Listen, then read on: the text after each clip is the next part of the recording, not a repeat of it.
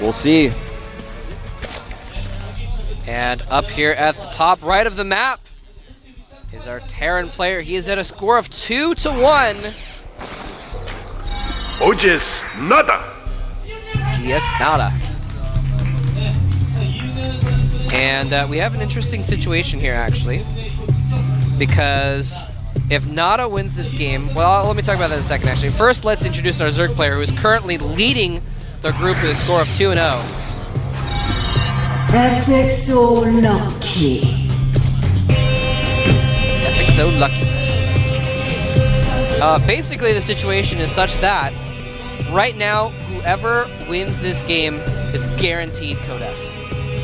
Whoever wins this game is guaranteed Code S, because NaDa is at 2-1 and Lucky is at 2-0. And at this point, everyone else in the group has 2 losses, so there's no way anyone else in the group can get 3 wins. For some reason, I was thinking that NaDa his score was reversed, but yeah, he was able to beat he actually won. He beat both Protosses, and yeah, you're exactly right. Whoever wins this game is going to go to Code S no matter what.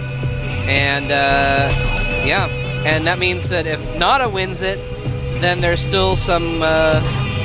Well, actually, whoever loses it, they're going to be at 2-1, so there's still going to be some contention, but they'll be in a position to just take Code S with their last game, regardless of what the other players do. Yeah, so both these guys are definitely in a good position. Yeah. To put it in the simplest way possible.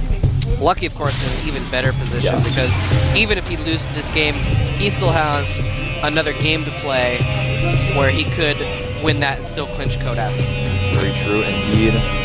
Well, NaDa has taken gas. We'll see what build he does this time. He actually decided not to wall off.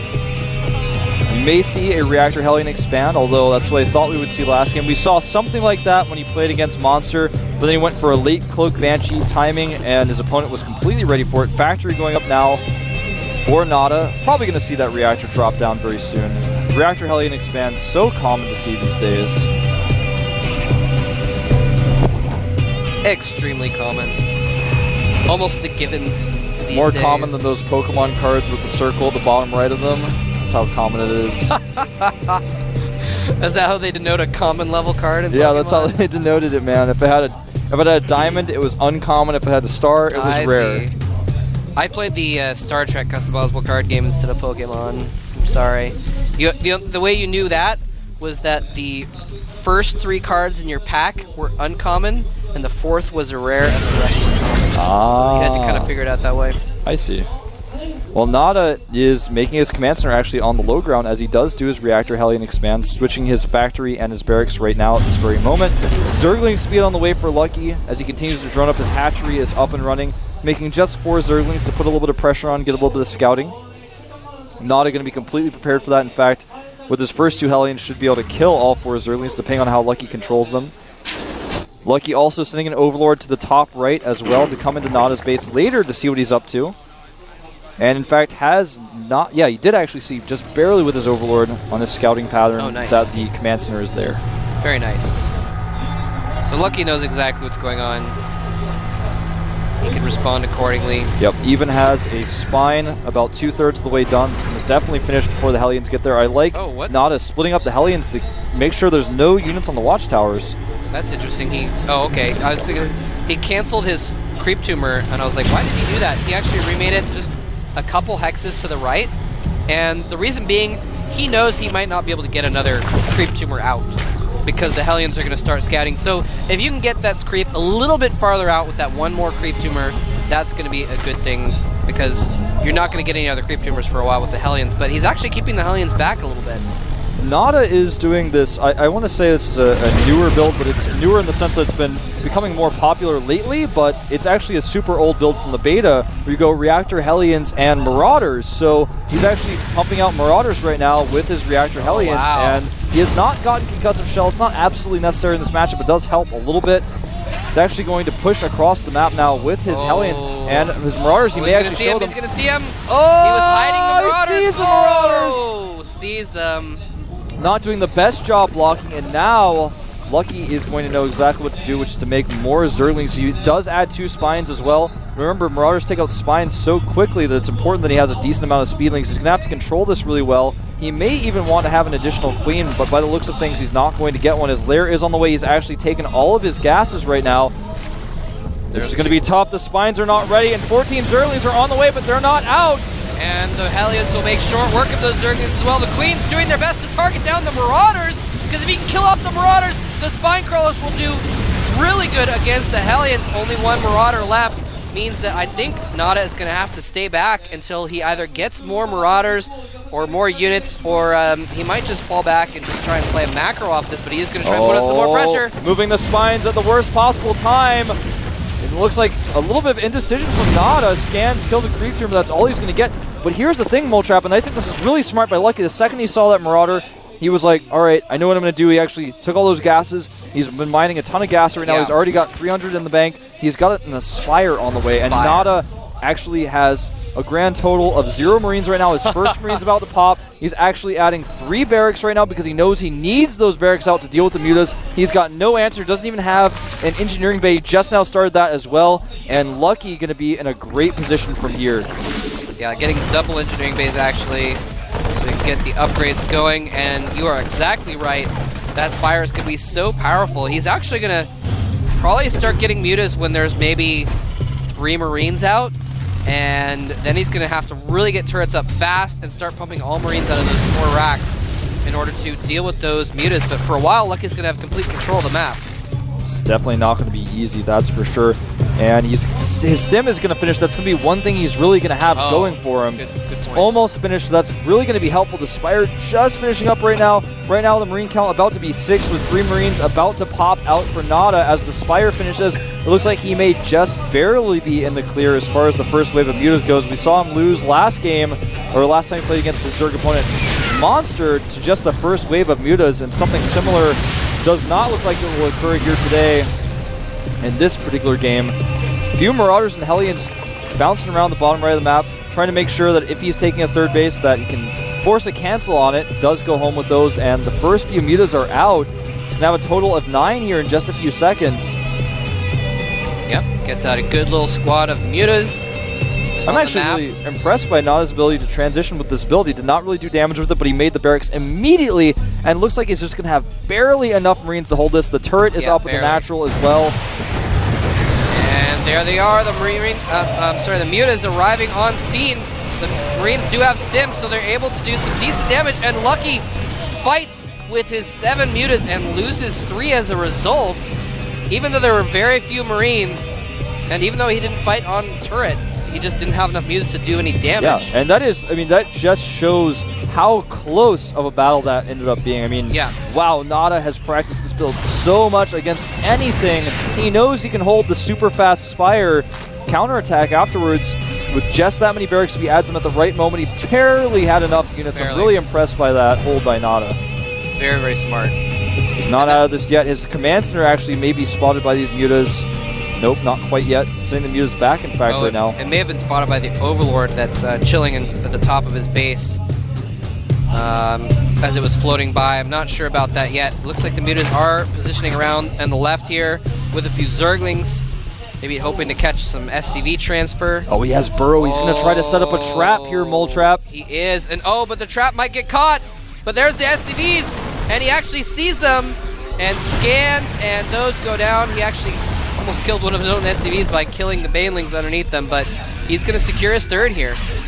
Yeah, it looks like he's actually completely secure, in fact, transferring his SCVs over there now, and has enough units to hold it, and because Lucky invested so much in the Muse, he doesn't have a ton of Zerglings out right now. He's only got about 27 out on the map. Doesn't really give him any pressuring power right now. NaDa's got that base up completely fine. He's actually uncontested at this point, even making a bunker and 2 turrets up there as he finds the base at the bottom right with that Hellion. NaDa I'm so impressed by his ability to transition here after doing that Marauder Hellion timing attack. He has transitioned beautifully. Yeah, I am really happy that, I mean, you know, I was talking at the beginning of this series about how NaDa, he's been a little bit rusty. You know, he's a super, super smart player, but we've seen him make some poor decisions. We've seen him lack a little bit in his mechanics in his games recently. That's why we see him down in Code A. Now he's gotten back into the up and down matches, and he's been playing so smart, so intelligently in this series. I'm really happy to see that we're seeing basically the full potential out of NaDa in this game. Absolutely, man. He's got this base up at the top left, well defended. 2 turrets and a bunker there, and a siege tank even. His natural, very well defended. He's got some of the units heading out actually towards the third base a little bit, poking a little bit. He's actually so prepared for anything. If Lucky wants to commit to a huge attack there, he's actually going to be ready. Oh, and Lucky going in for an attack. He set up a landmine. The Marines are about to... Oh, no, he scans and sees it. So the trap is set but not triggered and loses a couple tanks and some defenses, but the Marines come in and are able to clean up, so NaDa able to hold that off. I'm really impressed, man. He actually had his units spread, you know, just enough, not spread too thin, but spread thin enough to where if the attack came at the natural, he had plenty, came at the 30, he had enough. You know, he lost those static defenses, but he's okay. Now he's actually got an army that he can move out on the map and pressure with and put Lucky on the defensive, although Lucky has taken the 3 o'clock base. NaDa does not seem aware of that. Muta's coming in here, but there are enough Marines back at home. He only kills turrets. Yep, and that's really what the turrets are there for in this situation, is to buy time for the Marines to run over there and really fend the Mutas off. So that's all you lose to the turrets. They've done their job, and that's perfectly all fine. Perfectly all right. Yeah, and right now, actually, NaDa has got a pretty scary army, but what's even scarier is Lucky's creep spread. His creep spread is so good that NaDa actually has less uncreeped map to walk on, so he can't really move forward without Lucky knowing about it, without Lucky having that creep speed boost. Spood beast, he's got the spood beast. Oh no, he's got the spood beast! Yeah, Lucky's known for his creep spread, and this is why he's just got creep all over the map. Muta's engaging a few Marines in the middle of the map. A nice little engagement there for Lucky. Now he has enough Mutas that he can deal with those small groups of Marines, and he might lose a tank as a result. Does kill off that tank, and NaDa stims a small group of Marines. Very bad when he's just lost both of his medevacs to those Mutas as well, but there are Thors out. Yeah, 2 more factories coming out for NaDa as well to just start pumping out more mech units. He's actually making them at his natural, so he can rally them more quickly as well. And NaDa down 20 supply, but he still has a large, decently upgraded army. He's got 3-3 on the way, whereas Lucky's just now starting +2 melee weapons. He's got pathogen guns on the way and only +1 carapace on the way. His Mutas do have +1, but NaDa's Thors have +1 as well. Nice scan. Clean up some of that creep, and I'm really impressed with the creep spread of Lucky. Immediately spreading a few more tumors to fill in the gaps there. Uh-oh, some Zerglings running by here. I actually don't think they're going to do too much damage on their own, but they do have a bunch of Mutas in addition. Just the 1 bunker and a couple turrets to fend this off. Bunker goes down immediately to the concentrated fire of those Mutas. The SCV is forced to run away. Oh man, this command center definitely going to go down, I think. Well, no, a little bit of hesitation here. A few Marines, he probably could have killed those, he probably just could have killed them off. He didn't know exactly how many there were there. Best to just be safe with those Mutas. Well, he has forced NaDa to stem a ton of his units, even stemming his Marauders to chase in that situation. So NaDa's army getting a little bit low on hit points. God. That is so many Banelings that in is total. 47, I think. Yeah, in total, going to be about 37. 37. Oh, no, you're right, 47. There were 10 more I did not account for. You were right, Moltrap. I apologize. It was 1 short of 2 pages. Each page is 24. So. Yeah. Anyway, yeah, point being, that is so many Banelings. That is indeed, and these Mutas going to go in right for the turrets. A few Marines to help clean them up as well. And he's going to commit to the Marines this time. And wow, he's actually just going to clean up those Mutas, despite the fact that the Marines have a very significant tech advantage. They have a lot more supply. He did get the SCVs out, so the SCVs are going to live. And is the Thor going to be able to drive them off? Oh, nice hit. Yeah, 2 kills with that Thor, and that volley damaged so many of those Mutas significantly. But man, Lucky's got like the perfect storm of units here. He's got 3 Infestors in here, a total of 47 Banelings. He's about to have +2 for all of those units. What is the siege tank count? That's the critical thing here. Only 6 siege tanks out right now, a total of only 2 Thors, but 72 Marines. If well microed, that may just be enough, especially considering they're about to have 3-3. That's going to be a huge upgrade advantage over Lucky. Yeah, it's going to be 3-3 Marines versus 2-1 Zerglings. And so it's really going to hinge on, can the Infestors and Banelings take out stuff en masse or not? Or will the Siege Tanks and the Thors be able to take out those Banelings first? It's what it's going to come down to in this battle.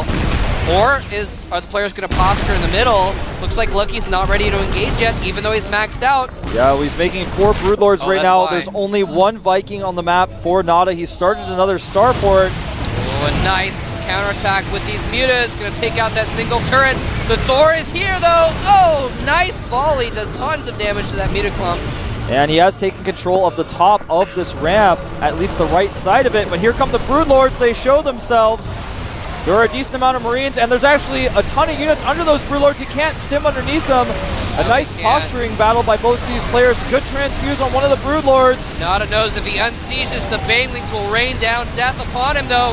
So he keeps it up. He stims in a lot of Marines, trying to take it. Lucky holds back for one. Finally, the Banelings and the Fungals go in. The Marines held in place by the Fungals get obliterated. The rest of the Banes roll in, but NaDa survives with a group of units. Will it be enough? No! The Fungal says no. The units clean up, and NaDa has been pushed back from his position. Wow. 70 Zerglings on the way for Lucky to help clean things up. He's got +3 melee weapons on the way. 7 Marines and 4 siege tanks at a time being made for NaDa. And actually 3 Vikings, no, 4 being made at a time as well to help deal with the Broodlords. The supply way in Lucky's favor right now though, and NaDa is in a tough spot because the creep is spread quite far on the map. NaDa's going to find himself turtling a little bit here until he can max out, whereas Lucky's taking more bases. He's got total control of the map. He's continuing to bring his queens to spread creep and do transfuses of the Broodlords. Huge link counterattack over here, but since this is a planetary, it's not going to be very effective. Yep, he's got a few of his SCVs set to repair there. Oh no! Siege tank sieging up. Broodlords are there though. He needs to be careful. Where are the Vikings? Where are the Vikings? They were taken out by the Mutalisks, in fact. No. And right now he's got 5 Vikings. They just popped out 4 of them. He's gonna have to be very careful how he controls this. There's so many Mutes, even some Corruptors in the mix as well. And Lucky microing his heart out here. Transfuses going down on the Broodlords to keep him alive. The Mute is pushing back the Vikings. NaDa is against the ropes here. Lucky is on the verge of securing a 3-0 in this group and securing his spot in Codas, but NaDa has not given up yet. He has evened up the supply by killing off so many Lings. There's a transition though coming, Moletrap. Kites in this plating for Ultralisk on the way as 2 Ultras are hatching right now, as well as Ground Carapace level 3 is on the way. Wow. A few Vikings in here. Will they be enough to ward off this Broodlord attack? Here come the Banelings! Oh no, so many Banelings rolling in here. The Marines need to split a little bit better. He does save most of the Marines. Are they going to be enough to clean up the Broodlords and the Mutas? He has to fall back with the Mutas. The last Broodlord goes down to the Vikings. The transfuse was not even used there. Yeah, NaDa takes a supply lead now. As far as income goes, NaDa actually having about twice the income of Lucky. Lucky with no mineral mining drones at his top right base. He only has gas being mined there. Wow. And that's really coming back to bite him here. He's had that base for a while, but he's been only using it for gas. And these Ultralisks are out, but they don't have a ton of support. So if NaDa cleans up these Ultralisks one time, Moletrap, just one time is all it's going to be. And he's going to roll over everything else that Lucky has. Really important engagement for Lucky. Yeah, this is a good switch. He's got a lot of supply tied up in Vikings. But you know what? The switch only works if you have a lot of Ultralisks and you have an even supply. Lucky's actually behind in supply, and he doesn't really have the support to deal with that. So I don't know if he's going to be able to win out the next battle. Of course, Lucky is waiting to be maxed before he goes for another attack. He's probably just going to bide his time, try and get more of a bank going. Yeah, I think that's exactly what he should be doing. It looked like he was considering attacking, but NaDa's got the sickest concave on that ramp. Look at that. Well, it looks like he's going to surrender it now to move out and attack. This may be a good moment for Lucky to push in with his Ultras. In total right now, he has 6 of them. They do have +4 Carapace. His +3 is about to finish with the chitinous plating as well. He's going to have really heavily upgraded Ultras. And he's going for this 5th base up in the top right. Beautiful positioning by NaDa. Nice. The Zerg Army barreling down on that clump of units. The Marines get bungled, but they're still alive, still firing. They fall back. Are they going to be able to do enough damage? The Ultralisks fall back. The last bungle to finish off all of those Marines does not come out, and the sheer damage output of several tanks and a ton of 3-3 Marines is too much. Lucky forced to fall back and loses his expansion, which he just finally transferred those drones to the minerals. Very true. He just lost a ton of Ultras. He's got 5 more on the way. That's going to put him with a total of 11. With the amount of units NaDa has right now, I think Ultras are the wrong choice. But he's got only a few Vikings left, but the Ultras production is continuing here. And NaDa, in fact, continuing to produce Vikings in anticipation that he's switching back to Broodlords, but that is not the case. NaDa just constantly engaging in the right place. I like this choice, going for the planetary with all of his Ultras. Ultras are so good against the planetary. SCVs needs to repair right now, but they're actually just going to die anyway. The Ultras just totally eat planetary fortresses. But meanwhile, another hatchery does fall. Both players trading bases. And actually the top left base is now very exposed for Lucky to attack. But NaDa is not done attacking. Moving forward, Marines do very well against Ultras and this number. This could be a base trade situation because NaDa's top left is exposed, but so is Lucky's bottom right. Those are both of their only mining expansions right now. And they're actually both going for it. Both players are very soon going to kill off all of the economy of each other, and it is going to come down to a trade situation. NaDa trying to run those SCVs away. Lucky not even wasting a fungal on them.